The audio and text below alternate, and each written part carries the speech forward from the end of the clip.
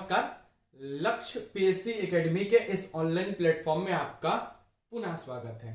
आज का जो हमारा टॉपिक होगा भारतीय संविधान का लेक्चर नंबर 4 है, जिसमें आज हम भारतीय संविधान के संवैधानिक विकास का घटनाक्रम पढ़ने वाले हैं। इसके पहले मैंने पार्ट 3 तक के वीडियो बना रखे हैं। इसके पहले मैंने पंडित जवाहरलाल नेहरू द्वारा जो उद्देशिका प्रस्ताव है जो प्रस्तुत किया गया था उसके वहां तक का आपको पढ़ा दिया है, मतलब 1946 तक की घटनाएं पढ़ा दी है। अब 47 में क्या होता है, उसके बाद कैसे संविधान निर्माण होता है, उसकी घटनाओं को बारी बारी से चर्चा करेंगे आज के इस वीडियो में। तो आज हम बात करने वाले हैं भारत स्वतंत्रता अधिनियम 1947 की, 1947। तो भारत स्वतंत्रता अधिनियम 1947 ने संविधान सभा की संरचना में निम्न परिवर्तन किए। कौन कौन से परिवर्तन किए? क्योंकि एक संविधान सभा बनाया गया था संविधान निर्माण करने के लिए, जिसमें निम्न परिवर्तन किए। क्या क्या चेंजेस किए? तो सबसे पहला चेंज, संविधान सभा को पूर्ण रूप से संप्रभु निकाय बनाया गया, मतलब स्वतंत्र रहेगी, वो अपने आप में ही स्वतंत्र संप्रभु है, वो हर काम कर सकती है, उसका स्वयं का प्रभुत्व रहेगा, जो स्वेच्छा से कोई भी संविधान बना सकती है। ठीक है, ये पहला चेंजेस। दूसरा, संविधान सभा एक विधायिका भी बन गई, विधि बनाने वाली, लॉ बनाते हैं। ठीक है, जैसा कि अभी संसद में बनता है, कानून पास होता है, तो विधायिका है। ठीक है, जैसे कि अभी विधानसभाओं में विधायक लोग रहते हैं। ठीक है, तो विधायिका, विधि बनाने वाले।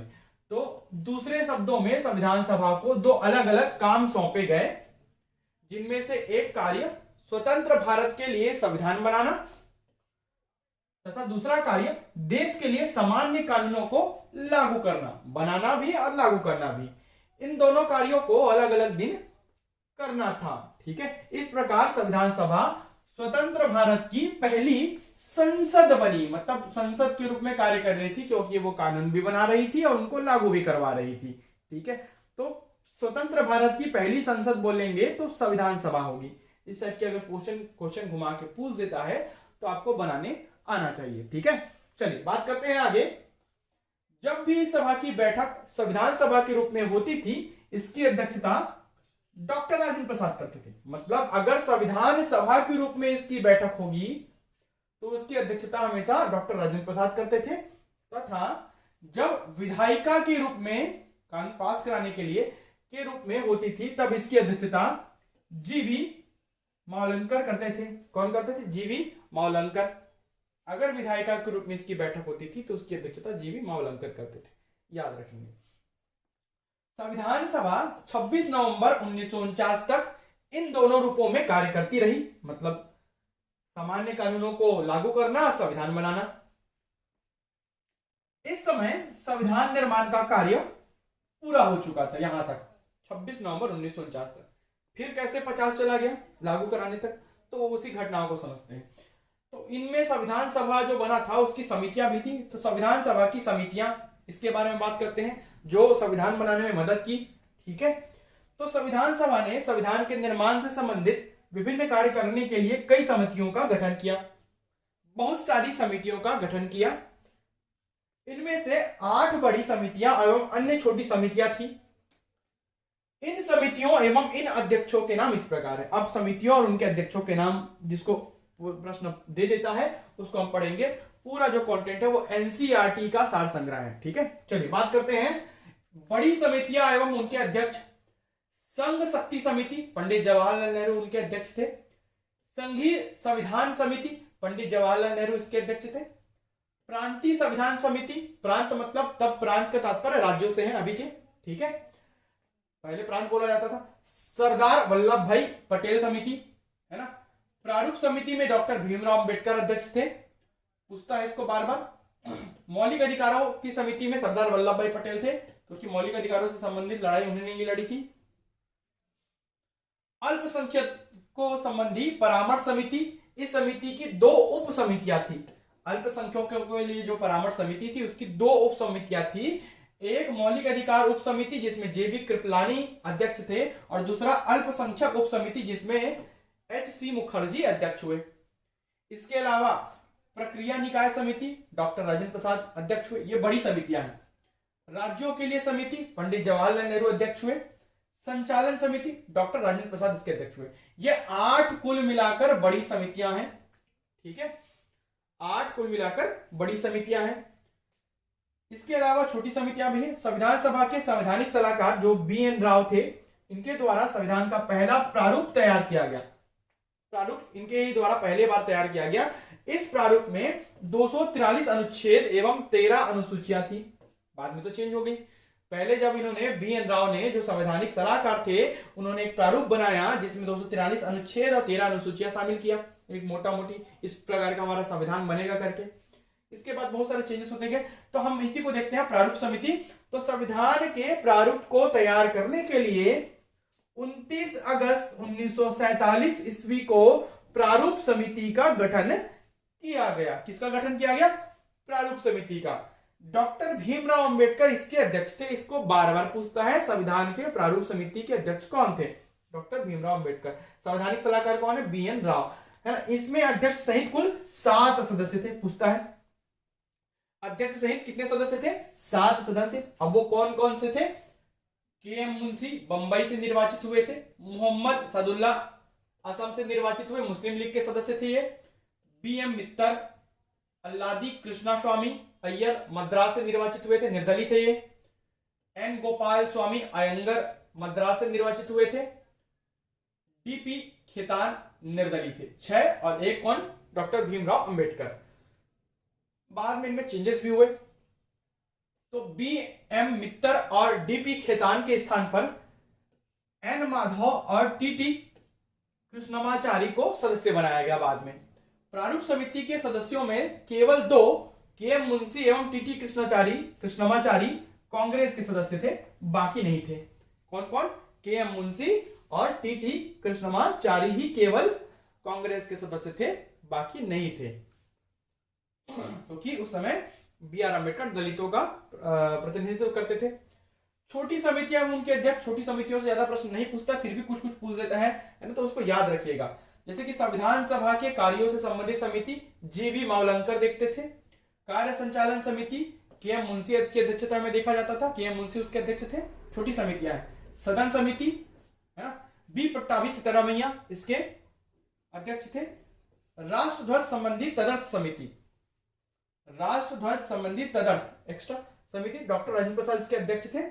मौलिक अधिकारों, अल्पसंख्यकों एवं जनजातियों व बहिष्कृत क्षेत्रों के लिए सलाहकार समिति में सरदार वल्लभ भाई पटेल अध्यक्ष थे, याद रखेंगे छोटी समितियों में।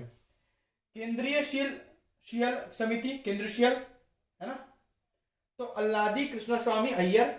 वित्त एवं कर्मचारी स्टाफ समिति, डॉक्टर राजेंद्र प्रसाद इसके अध्यक्ष थे। छोटी समितियां हैं। आयुक्तों के प्रांतों के लिए समिति, B पट्टाभी सिद्धारमैया इसके अध्यक्ष थे। सर्वोच्च न्यायालय के लिए तदर्थ समितियां S वरदाचार्य, ठीक है, S वरदाचार्य इसके अध्यक्ष थे। अब बात करते हैं 30 अगस्त 1947 ईस्वी की। को प्रारूप समिति की प्रथम बैठक हुई थी। इसके पश्चात संविधान के प्रारूप पर 114 दिनों तक चर्चा की गई। इस दौरान प्रारूप का 3 बार वाचन हुआ, रीडिंग हुआ। जो प्रारूप बनाया गया था ना संविधान निर्माण के लिए, उसके 3 बार वाचन हुआ। वाचन मतलब उसका रीडिंग हुआ। प्रथम वाचन, द्वितीय वाचन, तृतीय वाचन। इससे प्रश्न पूछ देता है क्या क्या, कौन सा वाचन सबसे लंबा चला, कौन सा वाचन सबसे छोटा था, किस वाचन में क्या काम हुए, है ना। तो 3 बार वाचन हुआ, 3 बार रीडिंग हुआ, ठीक है। डॉक्टर BR अम्बेडकर ने संविधान सभा के समक्ष the constitution as settled by the assembly be passed प्रस्ताव पेश किया। संविधान के प्रारूप पर पेश इस प्रस्ताव को 26 नवंबर 1949 को पारित कर दिया गया। मतलब यहां तक हमारा संविधान बन चुका था और इस पर अध्यक्ष व सदस्यों ने हस्ताक्षर किए, ठीक है। संविधान सभा में डॉक्टर BR अम्बेडकर का निर्वाचन पश्चिम बंगाल से हुआ था, याद रखेंगे, वो पश्चिम बंगाल से चुनकर आए थे। संविधान की प्रस्तावना में 26 नवंबर जो 1949 है उसका उल्लेख उस दिन के रूप में किया जाता है जिस दिन भारत के लोगों ने सभा में संविधान को अपनाया, लागू किया व स्वयं को सौंपा। अपनाया, लागू किया व स्वयं को सौंपा, 26 नवंबर 1949। आंशिक रूप से यह लागू हुआ था, पूर्ण रूप से लागू नहीं हुआ था, इसके कुछ अनुच्छेद ही लागू हुए थे, खासकर 16 अनुच्छेद उस दिन लागू हो गए थे। बाद में फिर 1950 में 26 जनवरी 1950 को पूर्णतः ये लागू कर दिया गया पूरे देश में। इसको भी पढ़ाऊंगा। 26 नवंबर 1949 को अपनाए गए संविधान में प्रस्तावना 22 भाग, 395 अनुच्छेद और 8 अनुसूचियां थी। जब 26 नवंबर 1949 को अपनाया गया था संविधान, उसमें प्रस्तावना था, 22 भाग था, 395 अनुच्छेद था और 8 अनुसूचियां थी।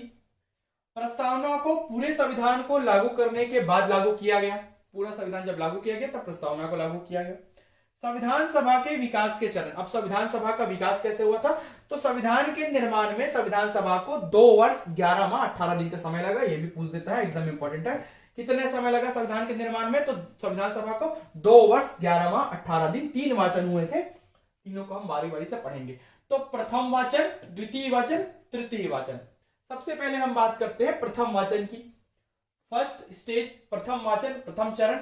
यह चरण 6 दिसंबर 1946 से 14 अगस्त 1947 तक चला। दिसंबर से अगस्त तक चला। इस चरण में पंडित जवाहरलाल नेहरू ने संविधान का उद्देश्य प्रस्ताव, उद्देशिका जिसे बोलते हैं, प्रस्तुत किया, जिसके आधार पर संविधान का पूरा प्रारूप तैयार करने की प्रक्रिया आरंभ हुई कि जो प्रस्तावना में लिखा है उसी के आधार पर हम अपने संविधान का प्रारूप तैयार करेंगे, उसी के आधार पर संविधान बनेगा। और अगर कहीं पर संविधान में कोई चीज समझ नहीं आ रहा है तो उसका उल्लेख कौन करेगा? हमारा प्रस्तावना करेगा। द्वितीय चरण या सेकंड वाचन, द्वितीय वाचन। यह चरण 15 अगस्त 1947 से 26 नवंबर 1949 तक चला।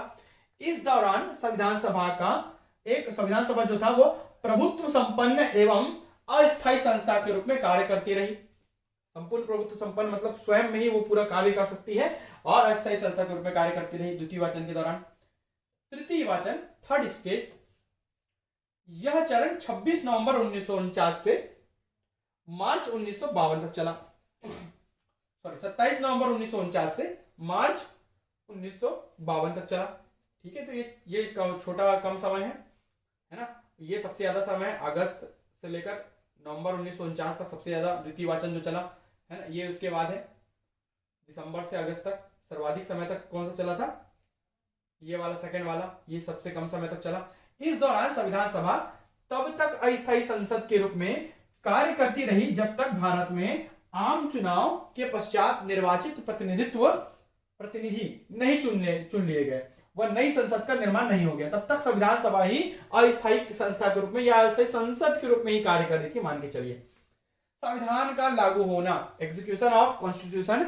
संविधान सभा के द्वारा 2 वर्ष 11 माह 18 दिनों की अवधि में भारतीय संविधान का निर्माण किया गया, और संविधान सभा ने 26 नवंबर 1949 को संविधान को अंगीकार किया।